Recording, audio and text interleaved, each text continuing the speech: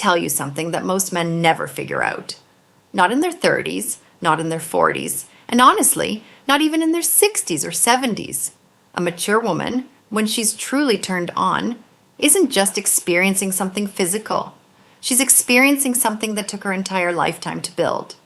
And if you don't understand what's actually happening inside her body and her mind, you're missing the whole picture. I'm Dr.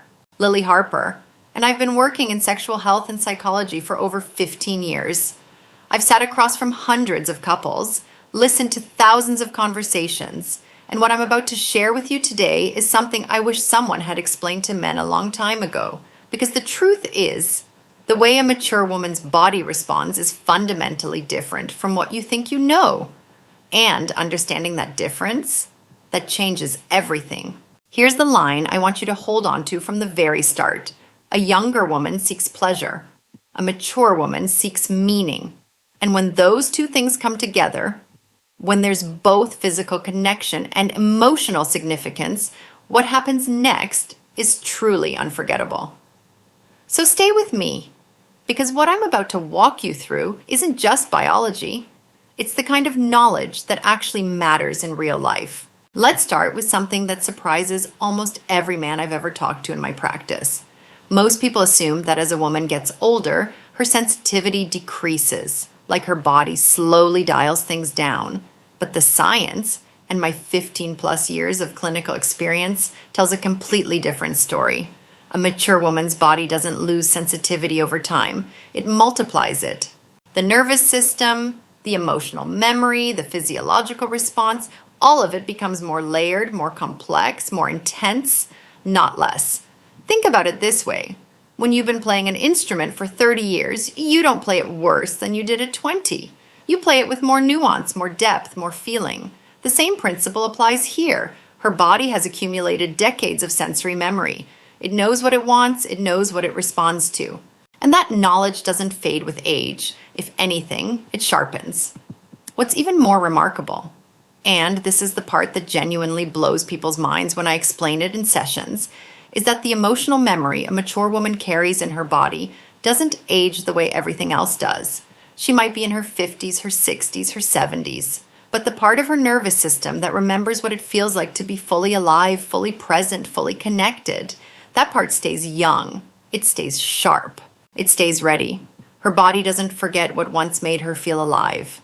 Now I want to talk about the arousal process itself, because this is where so many men, even well-meaning, caring men, get it completely wrong. For a younger woman, arousal can be fairly direct. The right physical touch, the right moment, and the body responds. It's relatively straightforward, but for a mature woman, arousal is a whole different experience. It's layered. It's contextual. It's deeply connected to her emotional state in ways that cannot be bypassed, shortcuts taken, or rushed through. Here's what's actually happening inside her body when she begins to feel aroused. First, her brain activates before her body does. I'm not exaggerating when I say that for a mature woman. The most important erogenous zone isn't physical, it's psychological. It's the feeling of being truly seen, of being understood, of being safe enough to let her guard down completely. In that moment, she's not thinking, she's feeling. And what she's feeling isn't just physical sensation. It's something far more complex. It's the combination of safety, of surrender, and of power. That specific combination, feeling safe, feeling free to let go, and feeling her own strength, only arrives when she feels genuinely understood by the person she's with.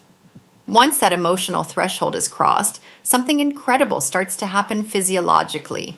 The hormonal response in a mature woman is slower to start than in a younger woman, but it is significantly more powerful when it fully activates. Estrogen, oxytocin, dopamine.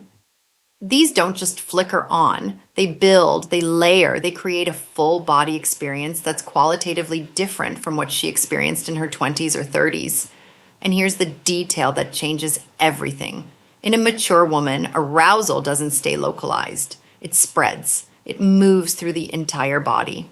Younger women often describe arousal as something concentrated, something specific. Mature women describe it as something that radiates through the chest, down the arms, into the legs. It's systemic. It's whole body. And that's not a metaphor. That's neurochemistry. Now let me bring in something from my patients, because real life is always more instructive than theory. I've had men sit in my office, good men, decent men, men who genuinely care about their partners, and they'll say something like, "I don't know what changed. She just seems less interested than she used to be." And when I dig deeper, 9 times out of 10, the issue isn't physical. It's not hormonal in the way they think. It's not about age in the way they've been told. What's actually happening is this. Over time, if a woman doesn't feel emotionally connected, if she feels rushed, if she feels like the interaction is transactional, if she feels like her inner world isn't being acknowledged, her body simply doesn't come online the way it could. The emotional and the physical are not separate systems for her. They are the same system. I had one patient, I'll call her Margaret, who came in with her husband of 34 years. She was in her early 60s.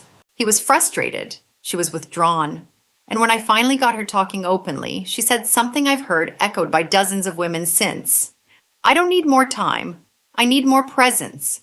Not more romance, not more physical technique, more presence, more genuine attention, more of him actually being there, not going through the motions.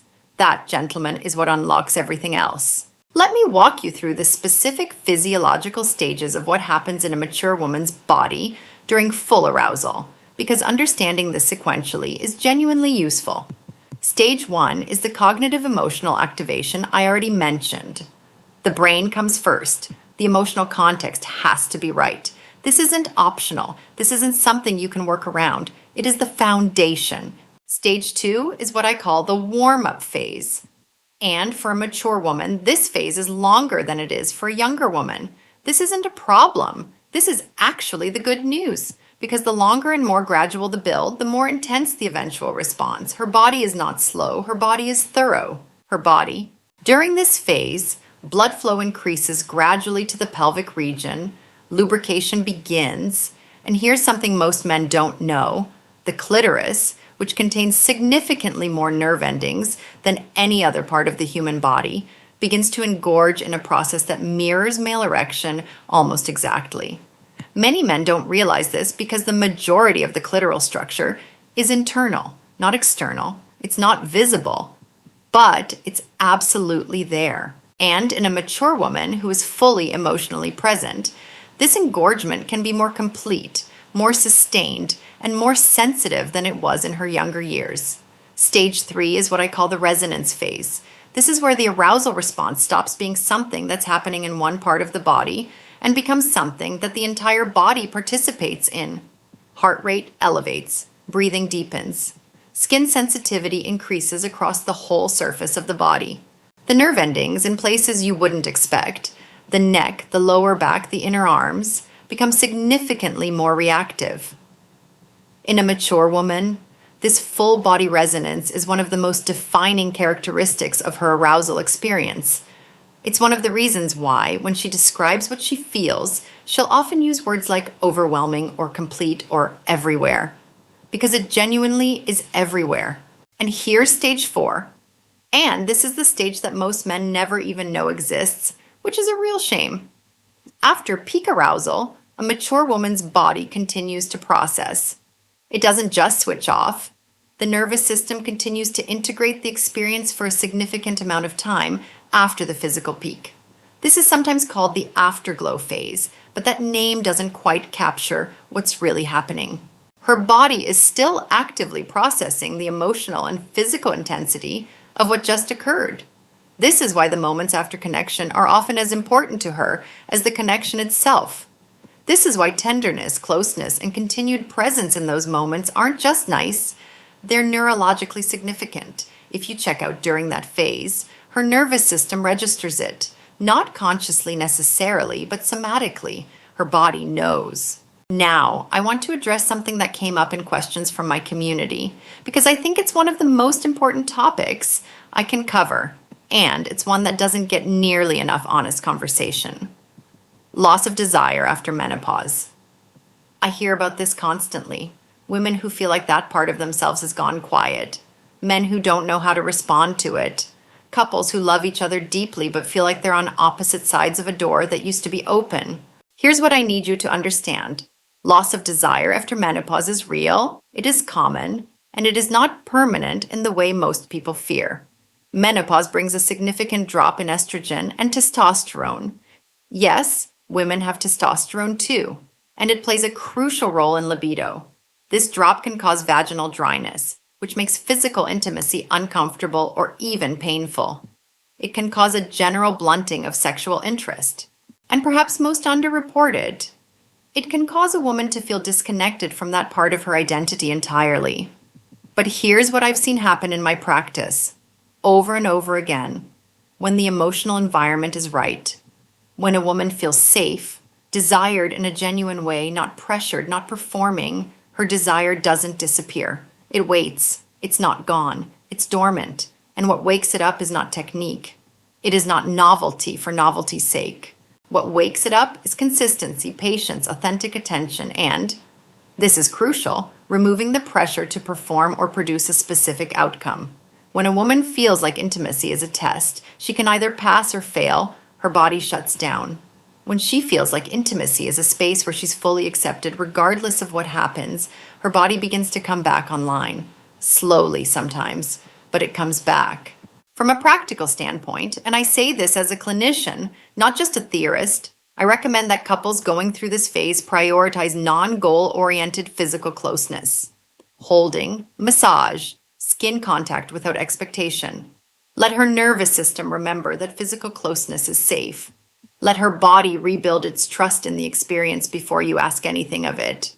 And for the women watching or reading this, because I know you're here too, I want you to hear this directly.